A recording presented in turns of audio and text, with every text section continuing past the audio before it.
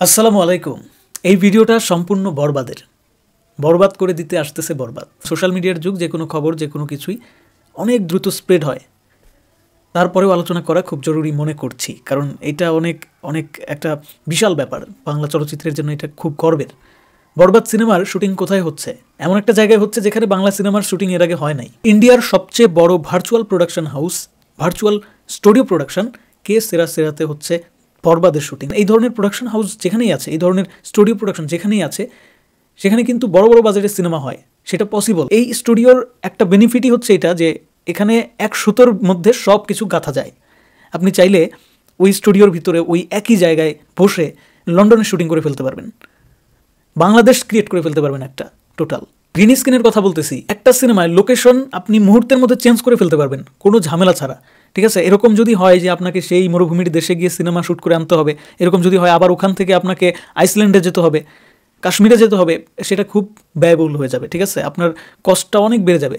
সেটাকে অনেকটাই সেভ করে এই ধরনের শুটিং স্পট, এই ধরনের স্টুডিওগুলা, যেটা আমাদের দেশে নাই, যেটা ইন্ডিয়াতেও ছিল না। ইন্ডিয়াতেও এই যে কে সেরা স্টুডিও প্রোডাকশন, এটা কিন্তু খুব বেশি দিন হয় নাই, মাত্র কয়েক বছর ধরে তাদের এই জার্নিটা শুরু করেছে তারা। সো আমি বলবো যে এইটা একটা চলচ্চিত্রের জন্য একটা বিশাল সুখবর, এবং সেই সাথে বাংলা চলচ্চিত্রে এই ধরনের কাজ এর আগে আমরা আসলে কখনো দেখি নাই। আমরা এর আগে দেখেছি যে পেছনের ছবি ফেলে গ্রিন স্ক্রিনের কাজ করছে, গ্রিন স্ক্রিনের যে কাজ করছে এটা আবার বোঝা যাচ্ছে। আবার এমন অনেক সিনেমা দেখেছি যে সিনেমাতে পেছনে হচ্ছে একটা ফটো ফেলে, একটা মরুভূমির শ্যুট যদি করতে হয়, মরুভূমির পিকচার ফেলে সামনে নায়ক নায়িকা দৌড়াদৌড়ি করতেছে। কিন্তু সেই যুগ তো এখন আর নাই ভাই। এখন তো সব রিয়েলিস্টিক লাগবে আমাদের, কারণ আমরা তো ওয়ার্ল্ড ওয়াইড কন্টেন্ট কনজিউম করতেছি। যে কোনো কন্টেন্ট, সেটা বলেন হচ্ছে হলিউডের কন্টেন্ট, মালায়ালাম, হিন্দি, যে কোনো কন্টেন্ট আমরা মুহূর্তের মধ্যে দেখে ফেলতেছি, আর তাদের কন্টেন্টে সব কিছু রিয়েলিস্টিক। সো আমাদের এখন রিয়েলিস্টিক লাগবে, আর সেটা অ্যাচিভ করতে হলে এই ধরনের স্টুডিও লাগবে। কারণ এই ধরনের স্টুডিওতেই ওই যাদের মুভি আমরা দেখি ওয়ার্ল্ড ওয়াইড কনজিউম করি, তারাও এই ধরনের স্টুডিওতেই মুভিটা শ্যুট করে। বরবাদের বাজেট 15 কোটি। এইটাকে আমি বলবো না যে ইন্ডিয়ার সিনেমার হিসেব মতে খুব বেশি, খুবই কম, কিন্তু আমাদের বাংলা সিনেমার হিসেবে এইটা হিউজ, মানে এটা কল্পনার বাইরে। বিশেষ করে শাকিব খানকে নিয়ে যে সমস্ত সিনেমা মেকার্সরা সিনেমা নির্মাণ করে, তারা তো মনে করে যে এত বাজেটের তো দরকার নাই। বেশ কিছু বছর আগেও এটা মনে করতো বেশিরভাগ পরিচালক প্রযোজকরা। এখন আস্তে আস্তে সেই জায়গা থেকে সরে আসতেছে। বরবাদ, দরদ, তুফান, এগুলো হচ্ছে তার প্রমাণ যে তারা সরে আসছে ওই ধারণা থেকে। তবে কিছু বছর আগেও মনে করা হতো যে শাকিব খান যেহেতু সিনেমায় আছে, তাহলে আর অন্য কিছুর দরকার নাই, জাস্ট তাকে প্রদর্শন করিয়ে সে শুধু আমার সিনেমায় দৌড়াদৌড়ি করবে, আর আমি আমার লগ্নিকৃত টাকা ফেরত নিয়ে নেব পকেটে। তো আসলে সেই যুগ তো এখন আর নাই। দর্শকও অনেক বেশি আপডেট হয়ে গেছে, সাথে সাথে শাকিব খানও নিজেকে অনেক বেশি আপগ্রেড করে ফেলেছে। আর সেটারই উৎকৃষ্ট একটা উদাহরণ হতে যাচ্ছে কিন্তু বরবাদ নিয়ে আমাদের আশা প্রত্যাশা আমরা যতটা করেছি, তার থেকেও বিগ কিছু হতে যাচ্ছে, আপনারা কল্পনাও করতে পারবেন না। আমি জানি না বরবাদ সিনেমার কোন পোর্শনের শুটিংটা হচ্ছে এই কে সেরাতে, তবে আমি এটুকু শিওর, যেই পোর্শনের শুটিংই হোক না কেন, সেটা টপ নচ হতে চলেছে।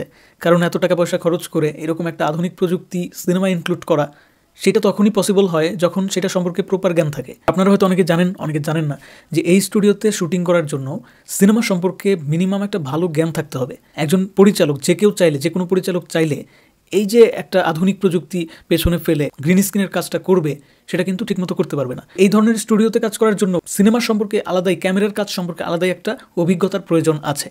ইভেন একটু পড়াশোনা থাকলে আরও ভালো হয়। সিনেমা নিয়ে যারা একটু গবেষণা করে, পড়াশোনা করে, ক্যামেরা কীভাবে ধরলে, কোন অ্যাঙ্গেল থেকে ধরলে গ্রিন স্ক্রিনের কাজ করে সেটাকে প্রপার ওয়েতে স্ক্রিনে প্রেজেন্ট করা সম্ভব। আমরা হয়তো দেখেছি গ্রিন স্ক্রিনের কাজ ভালোভাবে করলে আউটস্ট্যান্ডিং, আর যদি খুঁত থাকে তাহলে সর্বনাশ। দর্শকের চোখ ফাঁকি দিতে হবে। এইটা ফাঁকি দিতে গিয়ে যদি আপনি ধরা পড়ে যান গ্রিন স্ক্রিনের কাজ, তাহলে গার্বেজ মনে হবে। আর যদি আপনি প্রপার ওয়েতে করতে পারেন, তাহলে সেটা সেরার থেকেও সেরা মনে হবে। সো আমি আর কিছু বলতে চাই না, আপনারা বুঝতে পারছেন যে যদি মেহেদী হাসান হৃদয় এবং তার টোটাল বরবাদের টিম যদি ভালোভাবে কাজটা করতে পারে, তাহলে আউটস্ট্যান্ডিং কিছু আমরা পেতে যাচ্ছি। আর আমিও সেই আশাই থাকলাম। আমি কোনো নেগেটিভ কথা এখানে বলতে চাই না। বাংলা সিনেমায় এত ভালো কাজ হচ্ছে, এত দারুণ খবর আসতেছে, এইটা অব্যাহত থাকুক, এটাকে আমরা এপ্রিসিয়েট করতে চাই। এছাড়া রিয়েলিস্টিক লোকেশনে গিয়েও কিন্তু শুটিং হচ্ছে, যেমন অন রোড শুটিং হচ্ছে, আপনারা হয়তো জানেন বরবাদের। তো এই বরবাদ সিনেমাটা নিয়ে প্রত্যাশা কিন্তু আকাশচুম্বী হয়ে যাচ্ছে। তবে এক্ষেত্রে পজিটিভ একটা বিষয়, সেটা হচ্ছে যে দরদের বেলায় অনন্য মামুন সাহেব যত বেশি বলেছেন, এই জায়গা থেকে অনেকটাই সরে আছেন মেহেদী হাসান হৃদয়। তিনি কথা বলতেছেন না, চুপচাপ আছেন। যখন আমরা হঠাৎ করে একটা করে চমক পেতে শুরু করব তখন আমরা কথা বলবো। এটা হচ্ছে সবথেকে পজিটিভ বিষয় সিনেমার মার্কেটিংয়ের ক্ষেত্রে। একটা সিনেমার পরিচালক তখন মুখ খুলবে যখন সিনেমাটা নিয়ে দর্শকরা প্রশংসার বন্যা বইয়ে দিবে। ওই সময় পরিচালক তার পূর্বের ঘটনাগুলো সামনে নিয়ে আসবে, যে কিভাবে মানে বিহাইন্ড দ্য সিন কী হয়েছিল, কিভাবে আমি সিনেমাটা মেক করেছি, এত কষ্ট করেছি, সেগুলো সব দরকার পড়লে ভিডিও করে রাখবে। পরবর্তীতে এসে সেই ভিডিও ক্লিপগুলো সে নিজের ফেসবুক ওয়ালে ছাড়তে পারে। এইটাকে বলা হচ্ছে প্রফেশনালিজম। তো বন্ধুরা, আশা করব যে বরবাদ সিনেমাটা নিয়ে এরকম কিছুই মেহেদী হাসান হৃদয় আমাদের সামনে নিয়ে আসবে। আর এই মুহূর্তে দরদ সিনেমাটার সময় দরদ নিয়ে বেশি কথা বলতে চাই। সো বরবাদ নিয়ে আপডেট পাচ্ছি, তবে খুব বেশি প্রকাশ করতে মন চাইছে না, তাই করতেছি না। ধন্যবাদ সবাইকে ভিডিওটি দেখার জন্য। অবশ্যই কমেন্টে আপনারা জানাবেন যে আপনাদের মতামত কী,